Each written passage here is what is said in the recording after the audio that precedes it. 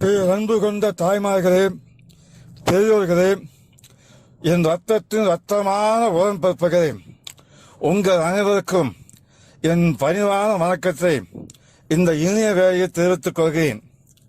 இன்று நான் முதலமைச்சர் பொறுப்பில் இருக்கின்றேன் என்றால் அதற்கு திரைப்படத்துறை பெரும் பங்காற்றிருக்கிறது.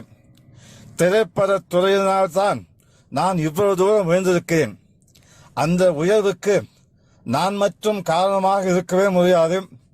என்னுடைய படங்களுக்கு இசையமைத்து கொடுத்த MS விஸ்வநாதன் அவர்களும் என்னுடைய பாடல்களில் எழுச்சியாக இருக்கட்டும், தத்துவமாக இருக்கட்டும், குறிக்கோளாக இருக்கட்டும், சோகமாக இருக்கட்டும், எந்த விதமான பாடலாக இருந்தாலும் அதனை உயிர்ப்போடு பாடி அந்த பாடலுக்கும் எனக்கும் பெருமை சேர்த்த TM சவுந்தரராஜன் அவர்களையே சாரும்.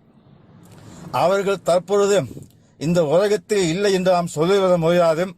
இன்னமும் இசையோடும் பாடலோடும் வாழ்ந்து கொண்டிருக்கிறார்கள். அப்படித்தான் சொல்ல வேண்டும்.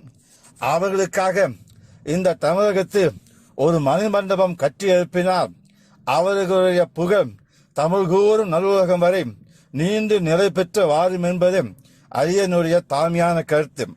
இந்த கருத்தை ஏற்று அவர்களுக்கு மணிமண்டபம் கட்டி எழுப்புமாறு மிக தாழ்மையோடு கேட்டுக்கொள்கிறேன். வாழ்க அண்ணா நாமம். நன்றி, வணக்கம்.